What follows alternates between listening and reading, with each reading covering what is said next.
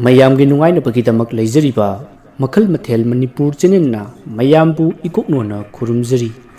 ꯉꯁꯤꯁꯨ ꯃꯌꯥꯝꯒꯤ ꯅꯨꯡꯉꯥꯏꯅꯕꯒꯤꯗꯃꯛ ꯃꯅꯤꯄꯨꯔꯤ ꯍꯔꯔ ꯁ꯭ꯇꯣꯔꯤ ꯑꯃꯃꯨꯛ ꯄꯨꯗꯨꯅ ꯂꯥꯛꯆꯔꯤ ꯍꯔꯔ ꯁ꯭ꯇꯣꯔꯤ ꯑꯁꯤꯒꯤ ꯃꯃꯤꯡ ꯍꯤꯒꯥꯏꯋꯥ ꯋꯥꯔꯤ ꯑꯁꯤ ꯍꯤꯡꯂꯤꯕ ꯑꯃꯗꯤ ꯁꯤꯈ꯭ꯔꯕ ꯀꯅꯥꯒꯨꯝꯕ ꯀꯅꯥꯒꯨꯝꯕꯤ ꯑꯃꯠꯇꯒ ꯃꯔꯤ ꯂꯩꯅꯖꯗꯦ ꯑꯏꯕꯅ ꯋꯥꯈꯜꯅ ꯁꯥꯒꯠꯆꯔꯒ ꯇꯥꯕꯤꯔꯤꯕꯁꯤꯡꯒꯤ ꯉꯥꯏꯍꯥꯛ ꯄꯣꯊꯥꯅꯕꯒꯤꯗꯃꯛꯇ ꯁꯦꯝꯖꯕ ꯋꯥꯔꯤꯅꯤ ꯍꯧꯖꯤꯛ ꯃꯌꯥꯝꯗ ꯈꯨꯗꯣꯜ ꯇꯝꯖꯔꯤ ꯃꯅꯤꯄꯨꯔꯤ ꯍꯔꯔ ꯁ꯭ꯇꯣꯔꯤ ꯍꯤꯒꯥꯏꯋꯥ ꯃꯇꯝꯗꯨ ꯏꯪꯊꯝꯊꯥ ꯂꯣꯏꯈꯤꯕꯒꯤ ꯈꯔ ꯁꯥꯒꯠꯂꯛꯄ ꯃꯇꯝꯅꯤ ꯔꯘꯨ ꯗꯣꯔꯦꯟ ꯕꯁꯟ ꯑꯃꯗꯤ ꯃꯈꯣꯏ ꯈꯔ ꯅꯨꯃꯤꯗꯥꯡ ꯑꯃ ꯌꯨ ꯊꯛꯂꯤ ꯃꯈꯣꯏ ꯆꯍꯤ 23-24 ꯁꯨꯔꯕ ꯄꯥꯈꯪ ꯉꯥꯛꯇꯅꯤ ꯃꯈꯣꯏ ꯄꯨꯟꯅ ꯇꯔꯨꯛꯅꯤ ꯃꯈꯣꯏ ꯇꯔꯨꯛꯁꯤ ꯊꯕꯛꯁꯨ ꯄꯨꯜꯂꯤ ꯃꯈꯣꯏꯒꯤ ꯊꯕꯛꯇꯤ ꯆꯦꯛꯀꯤ ꯌꯨꯝ ꯁꯥꯕ ꯆꯠꯄꯅꯤ ꯑꯁꯨꯝꯅ ꯃꯈꯣꯏ ꯇꯔꯨꯛꯅ ꯌꯨ ꯊꯛꯂꯤꯕ ꯃꯐꯝ ꯑꯗꯨꯗꯒꯤ खितंग हांदोक्लगा पुखरी अमा लई हारिबा पुखरी असि कनासु कुमनद्री लाइगी पुखरीनी फुनबसु फत्ते हाइदुना अदुमक थमलिबनी खोंबालोय करिवोय लेरिबा पुखरीनी पुखरी अदुदगी खरा सथोक्लगा हैक्रिंग पांबी अमदी जाम चोरफोरना सिंगबा कया अमा हौरी मखोय ममानबा तरुक्तुना युवसुम थक्लिङैदा नुमेदांगी पुंग 9 मुक्ति तारी यामना थेंगुबा मतम नति मखोय फमदबा कुइद्री राउंड अनिमुक्ता हौबदा ngaरिबा मतमनी मतम अदुदा मखोयगी नाकंदा खरा थापदा लेरिबा पुखरी अदुदा अचौबा लेतुम अमा थादबदौना जम लौबा मखोल अमा ताखी मरुदा दोरेना हाय रघु कनु नोय पुखरी सी नागासु योप्रो कताय दैनो है पुखरी कायना असिदी लागी पुखरी नि बुंगो ngaga योक्ते मतांग अदुदा बसना अदुदी हौजिकीदुना करी प्रेमना हंगोय वरमनिबा अस मसिदा वा ओइना सानैसे तनबु तनदे सचत हाइजलो कनादेसे आसम नाहाइनरगा मखोय मखाताना यु अमुक थकबा हौई Maroda ngaihak amuk leiraga ikan kanadana amukasु असौबा लेतुम अमा इसिंगदा थादबदौना सबुंग लौबा मखोल अमा तारकलै मरुदा लाकपना हाय सिदी ngana चहै लेतुम थादबा माली तबुंग सोय आवेबा मखोलदो नाइको आइयेंगेको आसी हरगा मागी फोन फ्लाक्स अदु कापलगा पुखरी अदुदा येंगी अदुबु पुखरी अदुददी करीमता तारमदी पुखरी की कंगसिंग अदुसु लेतुम थादबगी साइथोकपा खोतोकपा अमत्ता तौदी मरुदा लाकपना हाय सिदी केम लेते हे रघु नोई स्वाइसिबु हाइनबिदु तौब्रो लाकपना हंगकपा अदुदा रघुना थवा इसा सादना खुमलई लैबबुदी लैदा ngahन वाइदा सिगी पुखरी सिदा नुपी मसा खरा इरुजबदा करिनो मसम पारगा सिंदई हाइब्रा काइनो अमति हाइखिबनी अदुदा नुपी मसा अनि ngasi फावबा अदुम फावगलखिजदना अदुगा सिगी परिंग परिंग हौरिबो उ सिंगसिदा खरा पिकपा हाइबी पांबी अमा याविसे असिदा सुंग हानवाई नुपी अमा लेसाबी को मसक याम थीबी नुपी अमा उसिदा काखलगा बारचिंगे अदुदा मादी हाइददना मंगक समदा यालगा सिंगुरबा जानी अदुना दुम तटलेदना मदुदा बसन्ना ए कइनो असिगी खुबी मुक चौबा असि हाइबी जिदबु कमाय थौयानदिबा मदुदा रघुना हाय कदा थौरी यानबा हाइबीदुदी मयामना फत्ते आइदा यथखै मरुदी फुउदबा मरुदगी अमु हौगलकपा खंगब्रा अतुदा सुम हाइबी जिन ताकपै वानिदा अदो मागे थवाइदी अदुम लई हाइबनी हाइबी मुखोंजिदा नंग हाइफे चंगुगेब्रो मरुदा बसन्ना द ताइंदि हे थोन थोकपा असुमना रघुना चबिंग चबिंग ngang ba aduda dorena as itawibo ngasaina hayu yaraba nati but makul sida khoibu pusilaga yu pithai sibu ngawba haibani da lawse kantise kaida no matorosi masi pielabani tanja aduda lakpana ai ngasai khalleba swaise kaino mati tawise haidana marda basanna haujikti khala ani nang asumna hanaduna makhoi mafam marudagi satkhri मखोइने हेक्सत खिबगा अमाइबा चंद्रवालदो मोंगसोंग अमदगी परपरप थोलई अदुगा मखोइ ममानबा तरुक अदुना सतखिबदो येंगी मदुगी मतुंग महागना पोरकपा कबोक हैरोक ला अमदी दुप थाउमै अदो पुथोक्तुना लाई खुरुमनबा same सारई माना अदुमना same सारकबा अदुदा Pukhri अदो इथक इपुम काबा हरई मदुदा अमाइबा चंद्रवालना मोमोन नुकलगा ngaiko ngaiko a pirage आसी हारगा माना पोरप कबोक हैबुक सिंग अदो पुखरी अदुदा लेवा सोलगा थादखी ꯃꯔꯨꯗꯒꯤ ꯄꯨꯈ꯭ꯔꯤ ꯑꯗꯨꯗ ꯏꯄꯣꯝ ꯀꯥꯔꯝꯕ ꯑꯗꯣ ꯇꯨꯃꯤꯟꯅ ꯂꯩꯈ꯭ꯔꯦ ꯃꯗꯨꯒꯤ ꯃꯇꯨꯡ ꯑꯃꯥꯏꯕ ꯆꯟꯗ꯭ꯔꯋꯥꯜꯗꯨ ꯃꯥꯅ ꯄꯥꯏꯔꯛꯄ ꯗꯨꯞ ꯊꯥꯃꯣꯏ ꯑꯗꯣ ꯄꯨꯈ꯭ꯔꯤ ꯃꯄꯥꯟ ꯑꯗꯨꯗ ꯊꯥꯔꯝꯂꯒ ꯃꯤꯔꯛ ꯅꯥꯔꯛ ꯆꯤꯡꯂꯒ ꯃꯌꯨꯝꯂꯣꯝꯗ ꯄꯔꯞ ꯄꯔꯞ ꯆꯠꯈ꯭ꯔꯦ ꯃꯥꯅ ꯍꯦꯛ ꯆꯠꯈꯤꯕꯒ ꯑꯃꯥꯏꯕ ꯆꯨꯝꯊꯦꯛꯁꯨ ꯄꯔꯞ ꯄꯔꯞ ꯂꯥꯛꯇꯨꯅ ꯀꯔꯤ ꯀꯔꯤꯅꯣ ꯈꯔ ꯇꯧꯔꯒ ꯃꯥꯅ ꯄꯣꯔꯛꯄ ꯌꯦꯔꯨꯝ ꯑꯃ ꯄꯨꯈ꯭ꯔꯤ ꯑꯗꯨꯗ ꯂꯪꯊꯈꯤ ꯑꯗꯨꯒ ꯄꯔꯞ ꯄꯔꯞ ꯆꯠꯈ꯭ꯔꯦ ꯃꯁꯤꯅ ꯇꯥꯛꯄꯗꯤ ꯄꯨꯈ꯭ꯔꯤ ꯑꯁꯤꯗ ꯈꯨꯜ ꯂꯩꯀꯥꯏ ꯑꯗꯨꯗ ꯂꯩꯔꯤꯕ ꯑꯃꯥꯏꯕꯁꯤꯡ ꯑꯁꯤꯒꯤ ꯃꯥꯅ ꯁꯥꯟꯅꯕ ꯂꯥꯏ ꯄꯨꯝꯅꯃꯛ ꯄꯨꯈ꯭ꯔꯤ ꯑꯁꯤꯗ ꯊꯝꯃꯤ ꯍꯥꯏꯕ ꯈꯪꯂꯤ ꯅꯨꯃꯤꯠ ꯑꯗꯨꯃ ꯍꯧꯈ꯭ꯔꯦ ꯃꯊꯪꯒꯤ ꯅꯣꯡꯉꯥꯜꯂꯝꯗꯥꯏ ꯑꯌꯨꯛꯀꯤ ꯃꯇꯝꯅꯤ ꯂꯩꯀꯥꯏ ꯑꯃꯗ ꯂꯩꯕ ꯀꯨꯁꯨꯝꯗꯣ ꯑꯌꯨꯛꯀꯤ ꯄꯨꯡ 3 ꯅꯪꯅꯅꯕ ꯉꯟꯇꯥ ꯍꯧꯒꯠꯂꯤ ꯑꯗꯨꯒ ꯃꯥꯅ ꯉꯔꯥꯡ ꯇꯤꯛꯂꯨꯕ ꯂꯂꯣꯟꯄꯣꯠꯁꯤꯡ ꯑꯗꯣ ꯄꯨꯅꯅꯕ ꯁꯦꯝ ꯁꯥꯔꯤ ꯑꯁꯨꯝꯅ ꯁꯦꯝ ꯁꯥꯔꯤꯉꯩ ꯒꯥꯔꯤ ꯂꯥꯛꯄꯒꯤ ꯍꯣꯔꯣꯟ ꯃꯈꯣꯜ ꯇꯥꯕꯗ ꯃꯍꯥꯛ ꯂꯂꯣꯟꯄꯣꯠꯁꯤꯡ ꯑꯗꯨ ꯄꯨꯗꯨꯅ ꯍꯣ ꯊꯣꯔꯛꯑꯦ ꯍꯥꯏꯗꯨꯅ ꯒꯝ ꯆꯠꯈꯤ ꯃꯇꯝꯗꯨ ꯍꯧꯈ꯭ꯔꯦ ꯑꯌꯨꯛꯀꯤ ꯄꯨꯡ 9 ꯇꯥꯔꯤ ꯀꯨꯁꯨꯝꯗꯨ ꯃꯌꯥꯝ ꯄꯣꯠ ꯌꯣꯜꯂꯤꯕ ꯑꯗꯨꯗ ꯃꯥꯁꯨ ꯑꯗꯨꯝ ꯌꯣꯜꯂꯤ ꯑꯗꯨꯕꯨ ꯃꯍꯥꯛ ꯋꯥꯈꯜ ꯏꯅꯨꯡ ꯅꯨꯡꯉꯥꯏꯇꯕꯒꯨꯝ ꯇꯧꯏ ꯃꯗꯨ ꯎꯕꯗ ꯃꯅꯥꯛꯇ ꯐꯝꯕ ꯅꯨꯄꯤ ꯑꯃꯅ ꯀꯨꯁꯨꯝ ꯀꯩꯗꯧꯔꯦ ꯅꯪꯗꯤ ꯃꯪꯗꯨꯅ ꯂꯩꯔꯤꯗꯨꯅ ꯇꯨꯝꯅꯤꯡꯂꯕ꯭ꯔꯣ ꯀꯗꯥꯏꯗꯒꯤ ꯋꯥꯔꯝꯗ ꯂꯩꯇꯥ ꯏꯕꯦꯝꯃ ꯈꯣꯏꯗꯧꯁꯤ ꯄ꯭ꯔꯣꯛ ꯆꯥꯛꯄꯖꯥꯠꯅꯤ ꯈꯜꯂꯨꯔꯒ ꯌꯥꯝ ꯁꯥꯎꯅꯤꯡꯉꯤꯗ ꯍꯩꯃꯥ ꯑꯗꯣ ꯀꯩꯗꯧꯔꯒꯦ ꯍꯥꯏꯕ ꯑꯣ ꯑꯩꯈꯣꯏꯒꯤ ꯃꯅꯤꯡꯒꯤ ꯇꯥꯗ ꯍꯦꯟꯕꯗꯨ ꯈꯪꯉꯤꯗꯅ ꯈꯪꯉꯤ ꯑꯗꯣ ꯀꯩꯗꯧꯔꯒꯦ ꯍꯣ ꯑꯗꯨꯅꯅꯦ ꯑꯩꯈꯣꯏꯗꯅꯦ ꯍꯤꯒꯥꯏ ꯋꯥ ꯇꯧꯗꯅ ꯄꯨꯠ ꯊꯥꯖꯤꯜꯂꯛꯏꯕ ꯑꯦ ꯀꯩꯒꯤꯅꯣ ꯑꯗꯨꯗꯤ ꯀꯔꯤꯒꯤ ꯑꯣꯏꯅꯤꯒꯦ ꯑꯩꯈꯣꯏꯒꯤ ꯌꯨꯝ ꯏꯪꯈꯣꯜꯗꯣ ꯃꯥꯅ ꯄꯥꯝꯕꯒꯤꯅꯤꯗꯅ ꯑꯩꯅ ꯃꯥꯏꯕꯤꯁꯤꯡ ꯍꯨꯟꯕꯗꯅꯦ ꯁꯤꯠ ꯅꯥꯟꯅ ꯍꯥꯏꯔꯛꯈ꯭ꯔꯕꯖꯥꯠꯅꯤ ꯂꯇꯥ ꯏꯕꯦꯝꯃ ꯑꯗꯨ ꯀꯨꯁꯨꯝ ꯅꯪꯕꯨ ꯍꯧꯖꯤꯛ ꯀꯔꯤ ꯇꯧꯒꯦ ꯈꯜꯂꯤꯒꯦ ꯅꯠꯇꯦ ꯅꯪꯁꯨ ꯃꯥꯏꯕꯤꯗꯨꯗ ꯅꯣꯏ ꯇꯥꯗ ꯍꯦꯟꯕ ꯍꯥꯏꯕꯗꯨꯗ ꯃꯥꯅ ꯊꯥꯔꯛꯄꯁꯤꯡꯗꯨ ꯑꯃꯨꯛ ꯍꯜꯍꯟꯈꯣ ꯌꯥꯗ꯭ꯔꯣ ꯍꯥꯏꯔꯤꯕꯅꯤꯅꯦ ꯑꯗꯣ ꯃꯗꯨꯒꯤ ꯊꯕꯛꯇꯨ ꯃꯥꯗꯤ ꯍꯩꯇꯦ ꯉꯝꯂꯣꯏ ꯍꯥꯏꯗꯅ ꯑꯃꯥꯏꯕꯤ ꯑꯗꯨꯅ ꯌꯥꯗꯤꯌꯦ ꯑꯣ ꯉꯥꯏꯈꯣꯅꯦ ꯑꯗꯣ ꯑꯗꯨ ꯑꯣꯏꯔꯒꯅ ꯑꯃꯗꯤ ꯂꯩꯌꯦ ꯃꯥꯗ ꯑꯃꯨꯛꯇꯪ ꯌꯦꯡꯉꯨ ꯃꯥꯗꯤ ꯍꯩꯈ꯭ꯔꯕꯖꯥꯠꯅꯤ ꯀꯔꯤ ꯂꯝꯗꯒꯤꯅꯣ ꯃꯃꯤꯡꯕꯨ ꯀꯔꯤ ꯀꯧꯒꯦ ꯑꯩꯈꯣꯏꯒꯤ ꯑꯗꯥꯏꯗꯅꯤ ꯃꯃꯤꯡꯅ ꯆꯟꯗ꯭ꯔꯋꯥꯜ ꯀꯧꯕꯅꯤ ꯍꯩꯈ꯭ꯔꯕ ꯃꯥꯏꯕꯅꯤ ꯑꯗꯣ ꯏꯁꯧꯗꯤ ꯈꯔ ꯂꯥꯡꯕꯅꯤ ꯍꯣꯏꯅꯦ ꯐꯔꯦꯅꯦ ꯑꯩ ꯍꯌꯦꯡꯗꯣ ꯅꯣꯏꯗ ꯂꯥꯛꯑꯒꯦ ꯑꯗꯨꯒ ꯃꯐꯝꯗꯣ ꯅꯪꯅ ꯈꯔ ꯇꯥꯛꯑꯣ ꯑꯁ ꯑꯩ ꯌꯥꯎꯗ꯭ꯔꯁꯨ ꯀꯣꯛ ꯍꯦꯛ ꯆꯠꯂꯨ ꯀꯩꯅꯣ ꯑꯩꯈꯣꯏꯒꯤ ꯌꯨꯝꯗꯤ ꯅꯪ ꯈꯪꯕ ꯅꯠꯇ꯭ꯔꯣ ꯑꯗꯨꯕꯨꯗꯤ ꯈꯪꯉꯤ ꯍꯣ ꯑꯩꯈꯣꯏꯒꯤ ꯌꯨꯝꯗꯨꯒꯤ ꯁꯨꯝ ꯆꯠꯂꯒ ꯗꯨꯀꯥꯟ ꯑꯃ ꯂꯩꯕꯅꯤ ꯑꯗꯨꯗ ꯍꯪꯉꯨ ꯑꯗꯨꯒ ꯑꯗꯨꯝ ꯅꯛꯅꯔꯕꯅꯤ ꯌꯥꯝ ꯅꯨꯡꯉꯥꯏꯔꯦ ꯂꯇꯥ ꯑꯩ ꯍꯌꯦꯡꯁꯦ ꯁꯣꯏꯗꯅ ꯌꯦꯡꯉꯨꯔꯒꯦ ꯍꯣꯏ ꯌꯦꯡꯊꯣꯛꯎ ꯑꯁꯨꯝꯅ ꯍꯥꯏꯅꯔꯕ ꯃꯇꯨꯡ ꯀꯨꯁꯨꯝꯁꯨ ꯃꯥꯒꯤ ꯄꯣꯠ ꯌꯣꯟꯈ꯭ꯔꯦ ꯂꯇꯥꯁꯨ ꯌꯣꯟꯈ꯭ꯔꯦ ꯃꯁꯤꯒꯤ ꯃꯇꯨꯡ ꯃꯊꯪꯒꯤ ꯅꯨꯃꯤꯠꯅꯤ ꯀꯨꯁꯨꯝꯗꯨ ꯂꯇꯥ ꯍꯣꯏꯒꯤ ꯂꯩꯀꯥꯏꯗ ꯂꯥꯛꯂꯤ ꯃꯇꯝ ꯑꯗꯨꯗ ꯂꯇꯥ ꯍꯣꯏꯒꯤ ꯂꯩꯀꯥꯏ ꯑꯗꯨꯗ ꯂꯩꯔꯤꯕ ꯗꯨꯀꯥꯟ ꯑꯗꯨꯗ ꯃꯈꯣꯏ ꯑꯍꯜ ꯈꯔ ꯐꯝꯗꯨꯅ ꯋꯥꯔꯤ ꯁꯥꯟꯅꯗꯨꯅ ꯂꯩꯔꯝꯃꯤ ꯃꯗꯨꯗ ꯑꯍꯟ ꯑꯃꯅ ꯃꯥꯒꯤ ꯆꯟꯗ꯭ꯔꯋꯥꯜ ꯍꯥꯏꯕ꯭ꯔꯥ ꯆꯟꯗꯋꯥ ꯍꯥꯏꯕ꯭ꯔꯥ ꯃꯁꯤꯅ ꯇꯧꯔꯤꯕꯁꯤꯕꯨ ꯀꯔꯤꯅꯣ ꯍꯥꯏꯕꯅꯤꯗ ꯑꯉꯥꯡ ꯅꯨꯕꯤ ꯂꯝꯕꯤ ꯆꯠꯄ ꯉꯝꯗ꯭ꯔꯦ ꯑꯃꯨꯛ ꯇꯣꯏꯕ ꯗꯨꯡꯒ ꯗꯥꯡꯒ ꯑꯍꯤꯡꯁꯤꯗꯅ ꯃꯔꯣꯜ ꯑꯃ ꯇꯥꯍꯩꯗꯕ ꯎ ꯃꯪꯒꯣꯜꯒꯤ ꯃꯈꯣꯜ ꯉꯥꯛꯇ ꯃꯁꯤ ꯑꯩꯅ ꯁꯥꯎꯔꯛꯇꯅꯅꯦ ꯃꯥ ꯁꯣꯏꯔꯣꯏꯗꯧꯔꯤꯕꯅꯤꯅ ꯅꯣꯡꯃꯗꯤ ꯃꯗꯨꯗ ꯑꯍꯟ ꯑꯃꯅ ꯇꯥꯗꯍꯟꯅ ꯁꯥꯎꯔꯒ ꯀꯔꯤꯕꯨ ꯇꯧꯕ ꯉꯝꯗꯧꯔꯤꯒꯦ ꯃꯥꯅ ꯎꯡ ꯃꯟꯇ꯭ꯔ ꯃꯤꯇ꯭ꯔꯪ ꯁꯨ ꯍꯥꯏꯗꯅ ꯀꯥꯝꯕꯗ ꯇꯥꯗꯍꯟꯗꯤ ꯉꯥꯎꯔꯒ ꯍꯜꯂꯛꯀꯗꯧꯔꯤꯕꯣꯅꯤꯗ ꯈꯪꯗ꯭ꯔꯦ ꯑꯩꯁꯨ ꯃꯥꯏꯕ ꯇꯝꯂꯗ꯭ꯔꯥ ꯑꯁꯨꯝꯅ ꯍꯥꯏꯅꯔꯤꯉꯩ ꯀꯨꯁꯨꯝꯗꯨ ꯃꯨꯜꯂꯤ ꯆꯪꯂꯛꯂꯒ ꯏꯄꯜꯁꯤꯡ ꯀꯔꯤꯒꯨꯝꯕ ꯑꯃꯠꯇ ꯍꯪꯖꯒꯦꯕ ꯍꯥꯏꯗꯨꯅ ꯍꯪꯉꯛꯏ ꯃꯗꯨꯗ ꯑꯍꯟ ꯑꯃꯅ ꯍꯥꯏꯌꯨ ꯏꯕꯦꯝꯃ ꯀꯔꯤ ꯍꯥꯏꯒꯦꯕ ꯃꯗꯨꯗ ꯀꯨꯁꯨꯝꯅ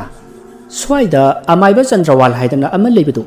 ꯃꯥꯒꯤ ꯌꯨꯝꯁꯤꯕꯨ ꯀꯗꯥꯏꯋꯥꯏꯗ ꯑꯣꯏꯔꯕꯅꯣ ꯀꯔꯤꯅꯣꯅꯦ ꯏꯕꯦꯝꯃ ꯅꯪꯅ ꯃꯥꯒꯤ ꯂꯩꯐꯝ ꯍꯪꯉꯤꯕꯕꯨ ꯑꯅꯥ ꯂꯥꯌꯦꯡꯒꯤꯔꯣ ꯍꯣꯏ ꯑꯗꯨꯃꯥꯏꯅ ꯍꯥꯏꯖꯕ ꯇꯥꯔꯦ ꯏꯄꯟ ꯑꯩ ꯃꯥꯏꯕ ꯀꯧꯕꯕꯨ ꯅꯨꯄꯤꯅ ꯀꯧꯅꯕ꯭ꯔꯣ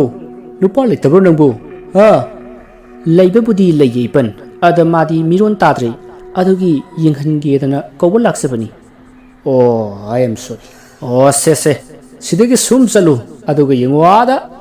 ꯒꯨꯜꯃꯣꯍꯣꯔ ꯑꯀꯪꯕ ꯁꯤꯔꯨꯝꯅꯕ ꯑꯃ ꯍꯧꯔꯤꯕꯁꯦ ꯃꯥꯒꯤ ꯆꯟꯗꯋꯥ ꯍꯥꯏꯕꯗꯨꯒꯤ ꯌꯨꯝꯒꯤ ꯊꯣꯡꯒꯥꯜꯅꯤ ꯑꯁꯤꯗ ꯆꯠꯂꯨ ꯏꯄꯜ ꯃꯥꯏꯕꯗꯨꯒꯤ ꯃꯤꯡꯗꯨꯕꯨ ꯆꯟꯗ꯭ꯔꯋꯥꯜ ꯍꯥꯏꯕ꯭ꯔꯥ ꯅꯠꯇ꯭ꯔꯒ ꯆꯟꯗꯋꯥ ꯍꯥꯏꯕ꯭ꯔꯣ ꯋꯥꯍꯪ ꯑꯗꯨ ꯇꯥꯕꯗ ꯂꯩꯔꯤꯕ ꯑꯍꯟꯁꯤꯡꯗꯣ ꯑꯃꯒ ꯌꯦꯡꯅꯩ ꯃꯗꯨꯗ ꯑꯍꯟ ꯑꯃꯅ ꯏꯕꯦꯝꯃ ꯆꯟꯗꯋꯥ ꯍꯥꯏꯕꯅꯤ ꯀꯅꯥꯅ ꯆꯟꯗ꯭ꯔꯋꯥꯜ ꯍꯥꯏꯖꯤꯜꯂꯛꯂꯤꯕꯅꯣꯅꯦ ꯃꯗꯨꯗꯤ ꯃꯄꯥꯒꯤ ꯃꯃꯤꯡꯅꯤ ꯃꯗꯨ ꯄꯜꯂꯨ ꯂꯥꯛꯂꯨꯕ ꯌꯥꯕ ꯅꯠꯇꯦ ꯁꯥꯎꯈ꯭ꯔꯕ ꯄꯣꯠꯅꯤ ꯋꯥꯗꯨ ꯇꯥꯕꯗ ꯀꯨꯁꯨꯝꯗꯨ ꯑꯣ ꯍꯥꯏꯔꯝꯂꯒ ꯆꯠꯈ꯭ꯔꯤ ꯃꯗꯨꯗ ꯑꯍꯟꯁꯤꯡꯗꯣ ꯌꯦꯡꯅꯔꯒ ꯅꯣꯛꯍꯧꯋꯤ ꯃꯗꯨꯗ ꯑꯍꯟ ꯑꯃꯅ ꯍꯥꯏ ꯑꯩꯈꯣꯏꯒꯤꯁꯨ ꯍꯩꯖꯕ ꯂꯩꯋꯥ ꯑꯃ ꯊꯥꯈ꯭ꯔꯕꯅꯤꯅ ꯁꯣꯏꯗꯅ ꯄꯥꯎꯈꯨꯝ ꯑꯃꯗꯤ ꯄꯤꯔꯛꯂꯒꯅꯤ ꯍꯟꯅꯔꯁꯤ ꯃꯗꯨꯗ ꯃꯌꯥꯝꯁꯨ ꯍꯜꯂꯁꯤ ꯍꯥꯏꯗꯨꯅ ꯃꯊꯪ ꯅꯣꯛꯇꯨꯅ ꯍꯟꯅꯈ꯭ꯔꯤ ꯁꯣꯝꯗꯁꯨ ꯀꯨꯁꯨꯝꯗꯣ ꯑꯍꯟꯁꯤꯡꯅ ꯇꯥꯛꯂꯛꯄ ꯊꯣꯡꯒꯥꯜ ꯑꯗꯨꯗ ꯄꯔꯞ ꯆꯪꯂꯛꯏ ꯃꯍꯥꯛꯅ ꯆꯪꯂꯛꯄꯗ ꯑꯃꯥꯏꯕ ꯆꯟꯗ꯭ꯔꯋꯥꯜꯒꯤ ꯅꯨꯄꯤ ꯑꯗꯣ ꯐꯤ ꯐꯧꯔꯒ ꯂꯩꯔꯝꯃꯤ ꯃꯗꯨꯗ ꯀꯨꯁꯨꯝꯅ ꯀꯔꯤꯅꯣꯝꯇ ꯍꯪꯖꯒꯦꯕ ꯍꯥꯏꯗꯨꯅ ꯀꯧꯈꯤ ꯃꯗꯨꯗ ꯐꯤ ꯐꯧꯔꯝꯕ ꯅꯨꯄꯤ ꯑꯗꯨꯅ ꯀꯔꯤ ꯑꯣꯏꯔꯕꯅꯣ ꯍꯥꯏꯗꯨꯅ ꯍꯪꯂꯛꯏ ꯃꯗꯨꯗ ꯀꯨꯁꯨꯝꯅ ꯌꯨꯝꯁꯤꯕꯨ ꯑꯣꯖꯥ ꯑꯃꯥꯏꯕ ꯆꯟꯗꯋꯥ ꯍꯣꯏꯒꯤ ꯌꯨꯝ ꯑꯣꯏꯕꯤꯔꯕ꯭ꯔꯥ ꯍꯥꯏꯗꯨꯅ ꯍꯪꯉꯤ ꯋꯥ ꯑꯗꯨ ꯇꯥꯕꯗ ꯆꯟꯗ꯭ꯔꯋꯥꯜꯒꯤ ꯅꯨꯄꯤ ꯑꯗꯣ ꯄꯤꯡ ꯂꯥꯎꯈ꯭ꯔ ꯃꯥꯜꯂꯤ ꯁꯥꯎꯒꯠꯂꯛꯂꯒ ꯍꯩ ꯀꯩꯅꯣ ꯅꯪꯅ ꯍꯥꯏꯗꯣ ꯃꯤ ꯎꯁꯤꯠꯇ꯭ꯔꯤꯕ ꯍꯥꯏꯕꯗꯨꯔꯣ ꯍꯥ ꯅꯈꯖꯥꯏꯗꯨꯗ ꯈꯨꯄꯥꯛꯁꯤꯅ ꯊꯥꯗꯅ ꯅꯉꯛ ꯄꯩꯔꯒ ꯍꯟꯒꯦꯔꯣ ꯑꯦ ꯀꯩꯅꯣ ꯍꯥꯏꯁꯤꯕꯣ ꯑꯣꯖꯥ ꯑꯃꯥꯏꯕ ꯆꯟꯗꯋꯥꯗꯨ ꯍꯥꯠꯄ ꯂꯥꯛꯄꯁꯤ ꯃꯉꯥꯏꯔꯦꯅ ꯁꯣꯝꯒꯤꯗꯨꯗꯤ ꯅꯌꯨꯝꯗ ꯂꯥꯛꯄ ꯃꯤꯗꯨꯕꯨ ꯑꯗꯨꯒꯨꯝꯕ ꯋꯥꯉꯥꯡ ꯁꯉꯥꯡ ꯉꯥꯡꯕꯤꯔꯤꯕꯗꯨꯕꯨ ꯀꯣꯛꯇ ꯌꯥꯎꯔꯤꯕ ꯁꯪꯒꯣꯝ ꯑꯐꯝꯕꯗꯨ ꯄꯨꯝꯕꯤꯔꯕ꯭ꯔꯣ ꯑꯁꯨꯝꯅ ꯁꯨꯃꯥꯡꯗ ꯌꯥ ꯂꯥꯡꯅꯕ ꯑꯗꯨꯗ ꯑꯃꯥꯏꯕ ꯆꯟꯗ꯭ꯔꯋꯥꯜꯗꯨ ꯃꯄꯥꯟꯗ ꯊꯣꯔꯛꯏ ꯃꯗꯨꯗ ꯃꯥꯒꯤ ꯅꯨꯄꯤꯒ ꯅꯨꯄꯤ ꯑꯃꯒ ꯉꯪꯅꯔꯝꯕꯗꯨ ꯇꯥꯕꯗ ꯑꯃꯥꯏꯕ ꯆꯟꯗ꯭ꯔꯋꯥꯜ ꯚꯥꯞ ꯇꯥꯔꯤ ꯃꯁꯤꯗꯒꯤ ꯃꯍꯥꯛꯅ ꯉꯥꯏꯈꯣ ꯀꯩꯅꯣ ꯍꯥ ꯌꯥ ꯀꯂꯥ ꯕꯖꯥꯔ ꯇꯧꯕꯤꯁꯤꯡꯅ ꯇꯤꯀꯦꯠ ꯂꯧꯅꯕꯗꯨ ꯃꯉꯥꯏꯔꯦ ꯍꯥ ꯑꯁꯨꯝꯅ ꯆꯟꯗ꯭ꯔꯋꯥꯜꯅ ꯂꯥꯎꯔꯛꯄ ꯑꯗꯨꯗ ꯈꯠꯅꯔꯝꯕ ꯑꯅꯤꯗꯣ ꯇꯣꯛꯂꯤ ꯃꯗꯨꯗ ꯑꯃꯥꯏꯕ ꯆꯟꯗ꯭ꯔꯋꯥꯜꯅ ꯀꯨꯁꯨꯝꯗ ꯀꯔꯤꯅꯣ ꯏꯕꯦꯝꯃ ꯀꯔꯤ ꯂꯩꯔꯦ ꯍꯥ ꯇꯥꯗ ꯑꯩꯗꯤ ꯆꯨꯝꯅꯒꯤ ꯌꯨꯝꯁꯤ ꯑꯣꯖꯥ ꯑꯃꯥꯏꯕ ꯆꯟꯗꯋꯥ ꯍꯣꯏꯒꯤ ꯌꯨꯝꯂꯥ ꯍꯪꯂꯨꯕꯗꯅꯤ ꯑꯗ ꯃꯥꯅ ꯍꯦꯛꯇ ꯑꯣꯟꯈꯠꯂꯛꯏꯕꯅꯤ ꯇꯥꯗ ꯉꯥꯏꯈꯣ ꯑꯩꯒꯤ ꯃꯤꯡꯁꯤ ꯆꯟꯗꯋꯥ ꯀꯧꯏ ꯍꯥꯏꯕꯗꯤ ꯀꯅꯥꯅ ꯇꯥꯛꯂꯛꯏꯕ ꯇꯥꯗ ꯁꯤ ꯑꯣꯖꯥ ꯑꯃꯥꯏꯕ ꯆꯟꯗꯋꯥ ꯑꯣꯏꯕꯤꯔꯕ꯭ꯔꯥ ꯉꯥꯏꯈꯣꯅꯦ ꯅꯪꯒꯤ ꯆꯟꯗꯋꯥꯗꯣ ꯅꯪꯕꯨ ꯃꯤꯡꯗꯨ ꯀꯅꯥꯅ ꯇꯥꯛꯂꯛꯀꯦ ꯍꯥꯏ ꯋꯥꯅꯤ ꯏꯃꯥꯟꯅꯕꯤ ꯂꯇꯥꯅꯕꯨꯗꯤ ꯆꯟꯗ꯭ꯔꯋꯥꯜ ꯀꯧꯕꯅꯤ ꯍꯥꯏꯗꯨꯅ ꯇꯥꯛꯂꯛꯏ ꯑꯗꯨꯗ ꯑꯁꯤꯒꯤ ꯗꯨꯀꯥꯟꯗ ꯐꯝꯂꯝꯕ ꯑꯍꯟ ꯈꯔꯅꯗꯤ ꯆꯟꯗ꯭ꯔꯋꯥꯜ ꯍꯥꯏꯕ ꯅꯠꯇꯦ ꯆꯟꯗꯋꯥ ꯍꯥꯏꯕꯅꯤ ꯆꯟꯗ꯭ꯔꯋꯥꯜ ꯍꯥꯏꯕꯗꯨꯗꯤ ꯃꯄꯥꯒꯤ ꯃꯤꯡꯅꯤ ꯄꯟꯕ ꯌꯥꯕ ꯅꯠꯇꯦ ꯃꯥꯒꯤ ꯑꯁꯥꯎꯕꯤꯅꯤ ꯍꯥꯏꯔꯛꯑꯦ ꯑꯣꯖꯥ ꯑꯣ ꯉꯥꯏꯍꯥꯛꯇ ꯂꯩꯔꯝꯃꯨꯀꯣ ꯅꯪ ꯑꯁꯤ ꯍꯥꯏꯔꯝꯃꯒ ꯑꯃꯥꯏꯕ ꯆꯟꯗ꯭ꯔꯋꯥꯜꯗꯨ ꯊꯣꯡꯒꯥꯜꯗ ꯄꯔꯞ ꯊꯣꯛꯈꯤ ꯁꯣꯝꯗ ꯃꯥꯒꯤ ꯅꯨꯄꯤꯗꯨꯁꯨ ꯀꯨꯁꯨꯝꯗꯨ ꯂꯥꯟꯗꯦ ꯈꯪꯂ ꯃꯥꯜꯂꯤ ꯁꯣꯝꯗ ꯂꯥꯛꯑꯣ ꯍꯥꯏꯔꯒ ꯃꯥꯡꯒꯣꯜꯗ ꯀꯥꯈꯠꯍꯟꯗꯨꯅ ꯃꯣꯔꯥꯗ ꯐꯝꯍꯜꯂꯤ ꯑꯗꯨꯒ ꯍꯥꯏꯔꯛꯏ ꯏꯇꯥ ꯁꯥꯎꯅꯨꯀꯣ ꯑꯩꯈꯣꯏ ꯁ꯭ꯋꯥꯏ ꯑꯍꯟꯁꯤꯡꯁꯦ ꯃꯊꯣꯡ ꯌꯥꯝ ꯆꯥꯗꯕꯅꯤ ꯆꯟꯗ꯭ꯔꯋꯥꯜ ꯑꯗꯨꯝ ꯍꯥꯏꯕꯤꯌꯨ ꯀꯗꯥꯏꯗꯒꯤ ꯃꯤꯉꯣꯟꯗꯕꯨ ꯀꯃꯥꯏꯅ ꯆꯟꯗꯋꯥ ꯀꯧꯒꯗꯧꯔꯤꯕꯅꯣ ꯈꯪꯗꯕꯅꯤꯅ ꯑꯩꯁꯨ ꯀꯩꯅꯣ ꯄꯨꯍꯥꯏ ꯍꯥꯏꯈ꯭ꯔꯦ ꯁꯥꯎꯕꯤꯒꯅꯨꯀꯣ ꯑꯁꯤ ꯍꯥꯏꯔꯒ ꯃꯈꯣꯏ ꯑꯅꯤꯗꯣ ꯃꯃꯥꯡꯗ ꯍꯥꯏꯅꯈꯤꯕꯁꯤꯡ ꯑꯗꯨ ꯅꯤꯡꯁꯤꯡꯂꯔꯨꯔꯒ ꯏꯀꯥꯏꯗꯨꯅ ꯅꯣꯛꯅꯩ ꯑꯁꯣꯝꯗ ꯂꯩꯅꯔꯤꯉꯩ ꯑꯃꯥꯏꯕ ꯆꯟꯗ꯭ꯔꯋꯥꯜꯗꯨ ꯉꯥꯡꯗꯨꯅ ꯊꯣꯡꯒꯥꯜꯗꯒꯤ ꯑꯃꯨꯛ ꯆꯪꯂꯛꯂꯤ ꯃꯁꯤꯗꯒꯤ ꯃꯥꯡꯒꯣꯜꯗ ꯀꯥꯈꯠꯂꯛꯂꯒ ꯐꯝꯃꯦꯟꯗ ꯊꯥꯔꯤꯕ ꯐꯛ ꯑꯗꯨꯗ ꯐꯝꯊꯩ ꯃꯗꯨꯒꯤ ꯃꯇꯨꯡ ꯀꯨꯁꯨꯝꯗ ꯏꯕꯦꯝꯃꯅ ꯂꯥꯛꯄꯕꯨ ꯀꯔꯤ ꯇꯅꯁꯦ ꯍꯥꯏꯕꯅꯣꯅꯦ ꯍꯥꯏꯗꯨꯅ ꯍꯪꯉꯤ ꯃꯗꯨꯗ ꯑꯃꯥꯏꯕ ꯆꯟꯗ꯭ꯔꯋꯥꯜꯒꯤ ꯅꯨꯄꯤꯗꯣ ꯏꯃꯨꯡ ꯆꯪꯈ꯭ꯔꯤ ꯆꯟꯗ꯭ꯔꯋꯥꯜꯒꯤ ꯅꯨꯄꯤꯅ ꯏꯃꯨꯡꯗ ꯍꯦꯛ ꯆꯪꯈꯤꯕꯒ ꯀꯨꯁꯨꯝꯅ ꯑꯣꯖꯥ ꯑꯩꯒꯤ ꯅꯨꯄꯥꯗꯣ ꯍꯧꯖꯤꯛ ꯉꯧꯔꯤ ꯐꯩ ꯇꯧꯔꯒ ꯂꯩꯔꯤ ꯉꯍꯥꯟꯈꯩꯗꯤ ꯊꯕꯛ ꯏꯪꯈꯥꯡ ꯆꯠꯇꯅ ꯁꯦꯟꯒ ꯌꯥꯝꯅ ꯇꯥꯜꯍꯟꯈ꯭ꯔꯕ ꯄꯣꯠꯅꯤ ꯍꯧꯖꯤꯛꯇꯤ ꯃꯆꯤ ꯎꯪꯗꯅ ꯐꯝꯂꯒ ꯂꯩꯔꯤ ꯑꯗꯨꯒ ꯀꯩꯅꯣ ꯃꯨꯔꯨꯝ ꯁꯣꯜꯂꯒ ꯃꯊꯛꯇꯒꯁꯨ ꯅꯣꯛꯏ ꯑꯗꯨꯒ ꯑꯩꯉꯣꯟꯗꯅꯦ ꯁꯥꯎꯅꯒ ꯍꯥꯠꯇꯧꯒꯤꯒ ꯌꯦꯡꯂꯒ ꯁꯣꯔꯒꯥꯁꯤ ꯐꯤ ꯀꯥꯝꯃꯒ ꯍꯣꯜꯂꯤ ꯄꯣꯠꯅꯤ ꯃꯁꯤ ꯑꯣꯖꯥꯗ ꯑꯃꯨꯛꯇ ꯌꯦꯡꯍꯟꯖꯒꯦꯗꯅ ꯉꯥꯏꯈꯣ ꯇꯥꯔꯤꯕ꯭ꯔꯥ ꯏꯁꯤꯡ ꯈꯨꯖꯥꯏ ꯑꯃꯒ ꯑꯩꯒꯤ ꯂꯨꯈꯨꯝꯗꯒꯤ ꯈꯥꯎꯗꯨꯒ ꯑꯃꯨꯛꯇ ꯄꯨꯊꯣꯔꯛꯎ ꯏꯕꯦꯝꯃꯒꯤ ꯃꯤꯡꯅ ꯀꯔꯤ ꯀꯧꯕ ꯑꯣꯖꯥ ꯀꯨꯁꯨꯝ ꯍꯥꯏꯕ ꯀꯨꯁꯨꯝ ꯏꯕꯨꯡꯉꯣꯒꯤ ꯃꯤꯡꯗꯤ ꯈꯣꯏꯗꯨꯝ ꯍꯥꯏꯕ ꯑꯣꯖꯥ ꯈꯣꯏꯗꯨꯝ ꯑꯣ ꯀꯨꯁꯨꯝ ꯈꯣꯏꯗꯨꯝ ꯑꯁꯨꯝꯅ ꯑꯃꯥꯏꯕ ꯆꯟꯗ꯭ꯔꯋꯥꯜꯅ ꯀꯔꯤꯒꯨꯝꯕ ꯑꯃ ꯌꯦꯡꯅꯅꯕ ꯍꯣꯠꯅꯔꯛꯄꯗ ꯃꯥꯒꯤ ꯅꯨꯄꯤꯅ ꯏꯁꯤꯡ ꯑꯃꯗꯤ ꯈꯥꯎ ꯑꯗꯣ ꯄꯨꯊꯣꯔꯛꯇꯨꯅ ꯄꯤꯈꯤ ꯃꯗꯨꯗ ꯑꯃꯥꯏꯕ ꯆꯟꯗ꯭ꯔꯋꯥꯜꯅ ꯌꯥꯔꯦ ꯈꯥꯎꯗꯨꯅ ꯐꯛꯇ ꯊꯝꯃꯣ ꯑꯗꯨꯒ ꯏꯁꯤꯡꯗꯨꯅ ꯁꯤꯗ ꯑꯩꯉꯣꯟꯗ ꯄꯤꯔꯛꯑꯣ ꯑꯁꯤ ꯍꯥꯏꯗꯨꯅ ꯂꯧꯍꯧꯏ ꯑꯁꯨꯝꯅ ꯄꯣꯠꯂꯝꯁꯤꯡ ꯑꯗꯣ ꯄꯤꯔꯝꯂꯕ ꯃꯇꯨꯡ ꯆꯟꯗ꯭ꯔꯋꯥꯜꯒꯤ ꯅꯨꯄꯤ ꯑꯗꯣ ꯏꯃꯨꯡꯗ ꯆꯪꯈ꯭ꯔꯤ ꯃꯁꯤꯗꯒꯤ ꯑꯃꯥꯏꯕ ꯆꯟꯗ꯭ꯔꯋꯥꯜꯅ ꯃꯥꯒꯤ ꯈꯥꯎ ꯑꯗꯨꯗꯒꯤ ꯂꯥꯁꯨ ꯃꯥꯟꯕ ꯁꯎꯟꯁꯨ ꯃꯥꯟꯕ ꯀꯔꯤꯅꯣ ꯃꯀꯣꯜ ꯑꯃ ꯄꯨꯊꯣꯔꯛꯏ ꯑꯗꯨꯒ ꯂꯩꯃꯥꯏꯗ ꯂꯩꯋꯥ ꯑꯃ ꯁꯣꯜꯂꯒ ꯄꯥꯛꯅ ꯊꯝꯃꯤ ꯃꯗꯨꯒꯤ ꯃꯇꯨꯡ ꯃꯥꯒꯤ ꯅꯨꯄꯤꯅ ꯄꯤꯔꯝꯕ ꯏꯁꯤꯡ ꯈꯨꯖꯥꯏ ꯑꯗꯨꯗꯒꯤ ꯏꯁꯤꯡ ꯈꯔ ꯂꯧꯔꯒ ꯈꯤꯛꯇꯣꯛꯏ ꯃꯗꯨꯒꯤ ꯃꯇꯨꯡ ꯅꯤꯡꯒꯥꯡ ꯐꯝꯂꯒ ꯃꯈꯨꯠ ꯑꯅꯤꯗꯣ ꯂꯣꯟꯅꯔꯒ ꯃꯃꯤꯠ ꯎꯏꯁꯤꯜꯂꯒ ꯃꯀꯣꯛ ꯍꯥꯏꯔꯞ ꯅꯣꯟꯊꯔꯒ murum murum lewa solaga lai khorami maruda kusumsu makuk nonduna lai khoirambadudha yaubagum tauri aduga karigumba khara amaiba Chandrawal ni jingli asumna ngaihak tumina leinaruraba matung amaiba Chandrawal du mamit pangthorakli aduga kusumda hairi ibema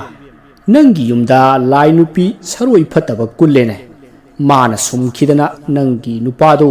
ngauna phaina leiribanine aduga masi mana lam chathokpa amadi labuk lokhin kumba pata khoithalang tha chatpada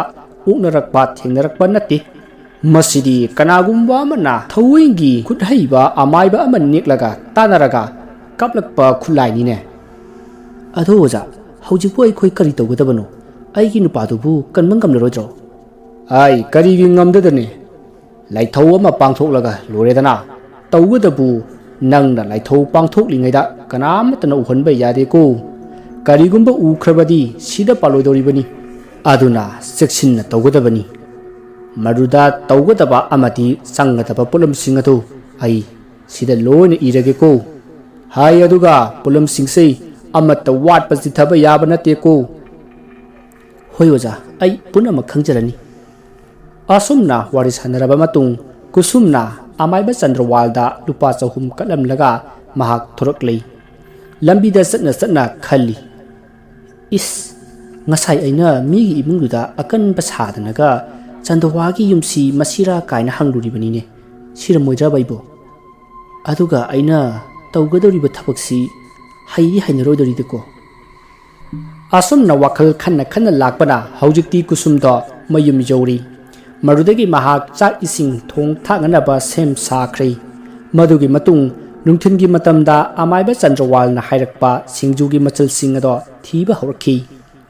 asumna tawduna haujikti numidangi matam oiraklei matamdu michik mirau khol tadraba matamni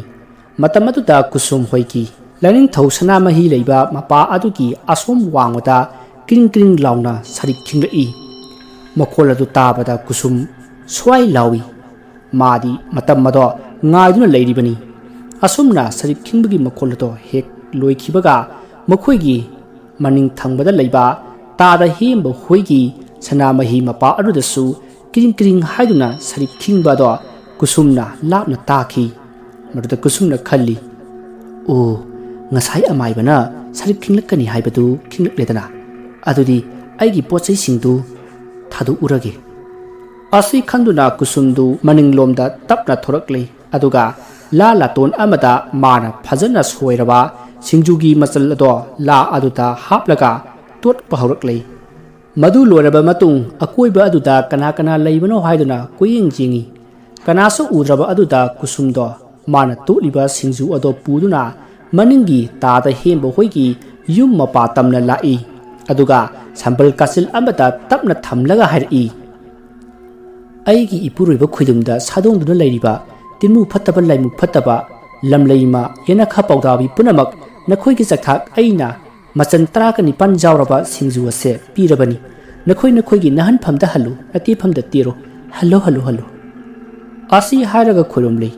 madugi matung mahang khalli aiba hojikpu ipi thoklaga jagoi sakhidane maibanadi tawdaba yaroi hairakpani ne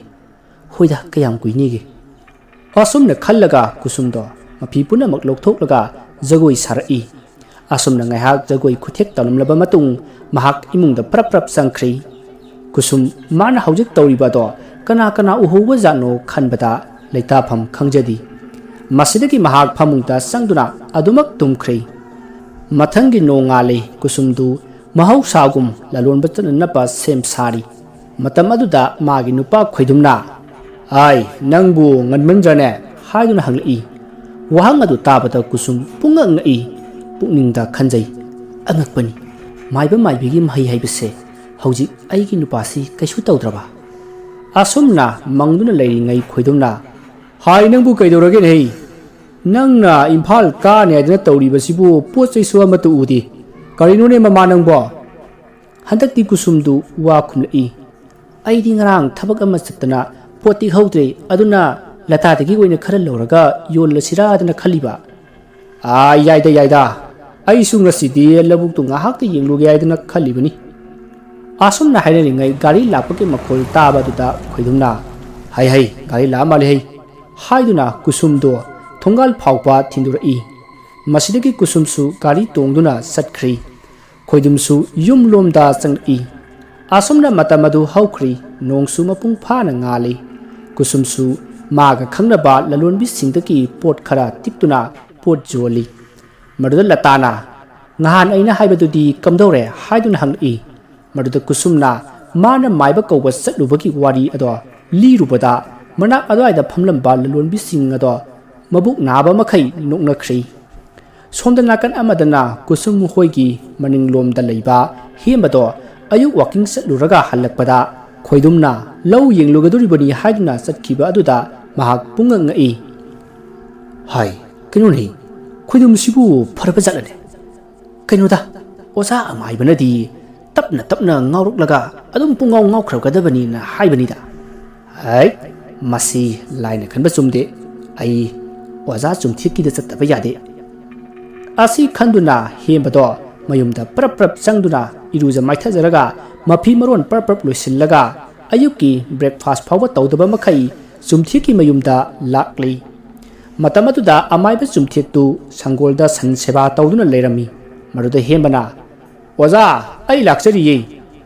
ai pa hemba icha laidana law kari amuk leiraba oza karino oza gi leiwadu iyau yaudrabra karino khoidumdo ngasai magi lau yingune aidana yopak paidna chatki adubu ngauribra ngaudabra ibu bap tadraba oza ai hai ngai kho nang maga kaunang kana khiba tawbro atawdi oza maga mi atopaga ngangna batuda tahobani adu phai nangna mase hek kaurubada mangonda ka khiba higai wadu nangonda lakadoribani ne lukraba kukraba thabukni ne phagi yabana tineibo law mangolda phamsi adugu wadu tare tara thokna ngangna si hoi oza asumna hainaduna amaiba sumthek amadi hembado mangolda phaminei maruda amaiba sumthekna ai amukta yenge nang langa kanuko asi hairaga tumina leikhi masiki matung ngai hak leiraga hairi hera magumba amaiba masamana aigi khulaibu manghanbaga saradana hari sibuza hai hemba magi khudum haibadugi nupiduna amaiba tanare yaraga aina thakhiba khulaidu satkredana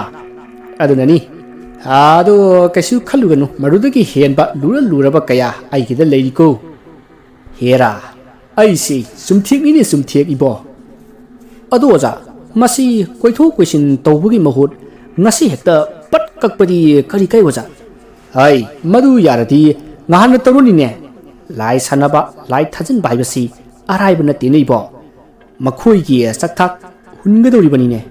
thabuk tu hena wahalurabadi nang jagi ai jagi hai o tamnambro lukraba kukraba poni ne phagi yabana tineibo as adudi oza masibu kamai toksi ai di makhoi si sumung he nungsidi he ngaiko ai horendo lewa makapke ado polam khara sangani madu leina ba karino khara tawramotana adu idi oza karima tawabi gano oza na pi haibato bijage si oza lising ahumni masi hana paibi horo yare da adudi oza ai bu hanjari hoi yoro ibungo asi haina raga hembato mayumda chatkhi mana mayumda chatkhibaga amaiba chumthekna wakhal lama khalli thabaksi yam thokadori phare